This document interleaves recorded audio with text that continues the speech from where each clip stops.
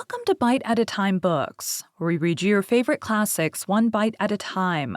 My name is Bree Carlile, and I love to read, and wanted to share my passion with listeners like you. All of the links for our show are in the show notes. Today, we will be continuing Emma by Jane Austen.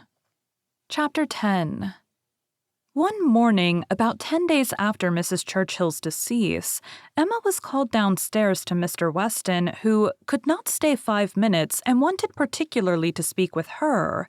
He met her at the parlor door, and hardly asking her how she did, in the natural key of his voice, sunk it immediately to say unheard by her father, "Can you come to Randalls at any time this morning? Do, if it be possible. Mrs. Weston wants to see you. She must see you." "Is she unwell?" "No, not at all, only a little agitated. She would have ordered the carriage and come to you, but she must see you alone, and that you know," nodding towards her father. "Can you come?" "Certainly, this moment, if you please. It is impossible to refuse what you ask in such a way. But what can be the matter? Is she really not ill?" "Depend upon me, but ask no more questions. You will know it all in time. The most unaccountable business, but hush, hush." To guess what all this meant was impossible even for Emma. Something really important seemed announced by his looks.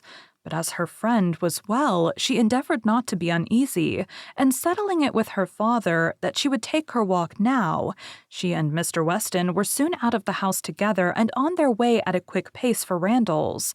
"Now," said Emma when they were fairly beyond the sweep gates, "now, Mr. Weston, do let me know what has happened." "No, he gravely replied. "Don't ask me. I promised my wife to leave it all to her. She will break it to you better than I can. Do not be impatient, Emma. It will all come out too soon." "Break it to me!" cried Emma, standing still with terror. "Good God! Mr. Weston, tell me at once. Something has happened in Brunswick Square. I know it has. Tell me, I charge you, tell me this moment what it is." "No, indeed, you are mistaken. Mr. Weston, do not trifle with me. Consider how many of my dearest friends are now in Brunswick Square. Which of them is it? I charge you by all that is sacred not to attempt concealment." "Upon my word, Emma." "Your word? Why not your honor? Why not say upon your honor that it has nothing to do with any of them? Good heavens, what can be to be broke to me that does not relate to one of that family?" "Upon my honor," said he very seriously, "it does not. It is not in the smallest degree connected with any human being of the name of Knightley." Emma's courage returned, and she walked on. "I was wrong," he continued, "in talking of its being broke to you.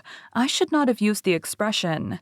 In fact, it does not concern you. It concerns only myself. That is, we hope.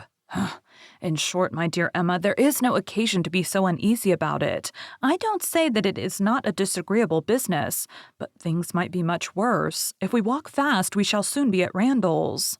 Emma found that she must wait. And now it required little effort. She asked no more questions, therefore, merely employed her own fancy, and that soon pointed out to her the probability of its being some money concern, something just come to light of a disagreeable nature in the circumstances of the family, something which the late event at Richmond had brought forward.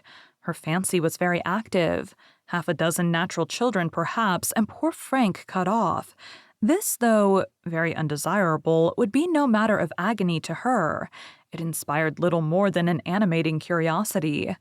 "Who is that gentleman on horseback?" said she as they proceeded, speaking more to assist Mr. Weston in keeping his secret than with any other view.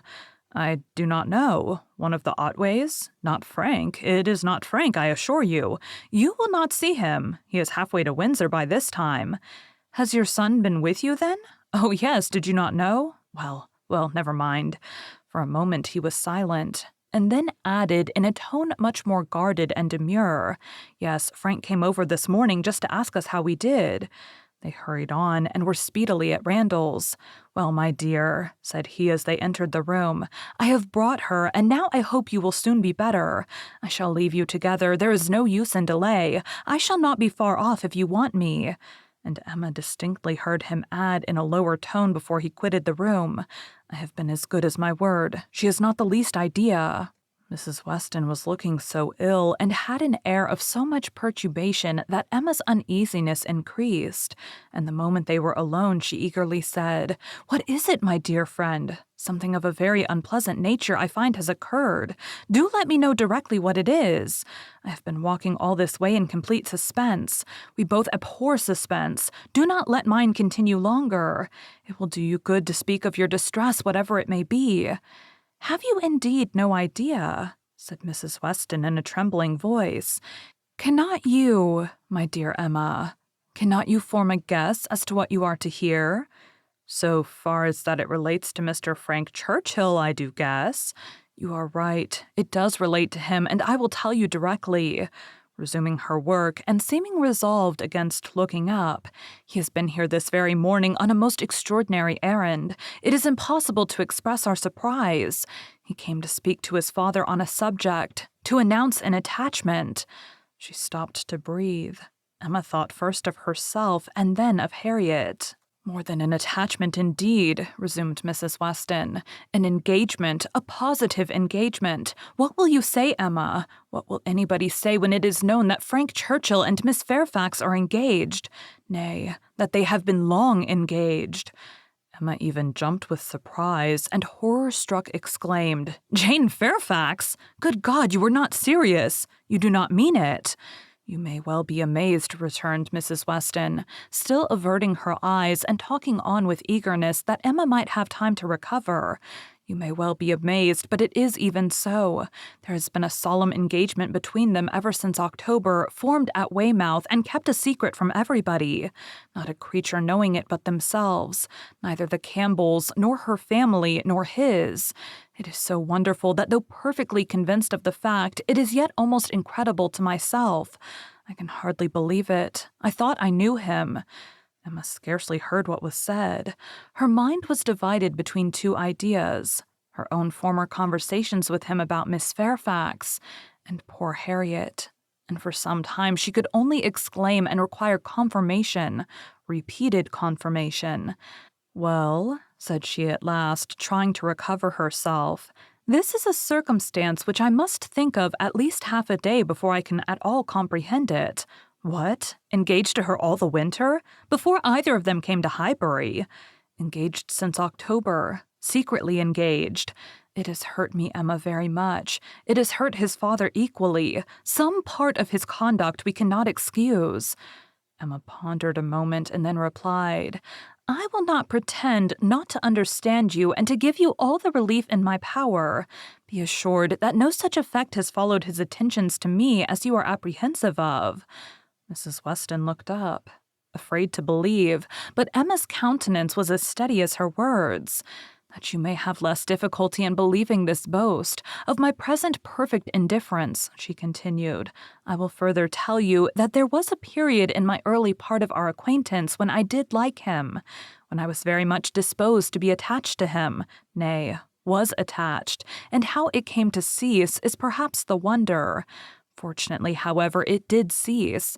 I have really for some time past, for at least these 3 months, cared nothing about him. You may believe me, Mrs. Weston, this is the simple truth." Mrs. Weston kissed her with tears of joy, and when she could find utterance, assured her that this protestation had done her more good than anything else in the world could do. "Mrs. Weston will be almost as much relieved as myself," said she. "On this point we have been wretched. It was our darling wish that you might be attached to each other, and we were persuaded that it was so. Imagine what we have been feeling on your account. I have escaped, and that I should escape may be a matter of grateful wonder to you and myself, but this does not acquit him, Mrs. Weston, and I must say that I think him greatly to blame. What right had he to come among us with affection and faith engaged, and with manners so very disengaged? What right had he to endeavor to please, as he certainly did, to distinguish any one young woman with persevering attention as he certainly did, while he really belonged to another? How could he tell what mischief he might be doing? How could he tell that he might not be making me in love with him? Very wrong indeed. From something that he said, my dear Emma, I rather imagine. And how could she bear such behavior? Composure with a witness, to look on while repeated attentions were offering to another woman, before her face, and not resent it. That is a degree of placidity which I can neither comprehend nor respect. There were misunderstandings between them, Emma. He said so expressly. He had not time to enter into much explanation. He was here only a quarter of an hour and in a state of agitation which did not allow the full use even of the time he could stay. But that there had been misunderstandings, he decidedly said. The present crisis, indeed, seemed to be brought on by them, and those misunderstandings might very possibly arise from the impropriety of his conduct. Impropriety? Oh, Mrs. Weston, it is too calm a censure. Much, much beyond impropriety. It has sunk him. I cannot say how it has sunk him, in my opinion. So unlike what a man should be. None of that upright integrity, that strict adherence to truth and principle, that disdain of trick and littleness which a man should display in every transaction of his life. Nay, dear Emma, now I must take his part, for though he has been wrong in this instance, I have known him long enough to answer for his having many, very many good qualities, and— Good God! Cried Emma, not attending to her. Mrs. Smallridge, too. Jane actually on the point of going as governess. What could he mean by such horrible indelicacy? To suffer her to engage herself, to suffer her even to think of such a measure. He knew nothing about it, Emma. On this article, I can fully acquit him. It was a private resolution of hers, not communicated to him, or at least not communicated in a way to carry conviction. Till yesterday, I know he said he was in the dark as to her plans. They burst on him. I do not know how, but some letter or message, and it was the discovery of what she was doing, of this very project of hers, which determined him to come forward at once, own it all to his uncle, throw himself on his kindness, and in short, put an end to the miserable state of concealment that had been carrying on so long. Emma began to listen better. I am to hear from him soon, continued Mrs. Weston. He told me at parting that he should soon write, and he spoke in a manner which seemed to promise me many particulars that could not be given now. Let us wait, therefore, for this letter. It may bring many extenuations. It may make many things intelligible and excusable which now are not to be understood. Don't let us be severe. Don't let us be in a hurry to condemn him. Let us have patience. I must love him, and now that I am satisfied on one point, the one material point, I am sincerely anxious for its all turning out well and ready to hope that it may. They must both have suffered a great deal under such a system of secrecy and concealment. His sufferings, replied Emma dryly, do not appear to have done him much harm.